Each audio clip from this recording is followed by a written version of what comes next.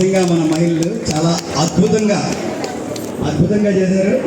కాకపోతే మా బాలు లేకపోతే బాలు ఉన్నందువల్లే అంటే ప్రతి ఆడమంది వెనకాల ఒక మగాడు ఉన్నాడు. మీరు ఎప్పుడు కూడా అది చెప్పుకో మీరాగా మాకు తెలుసు కదా, మా బాలు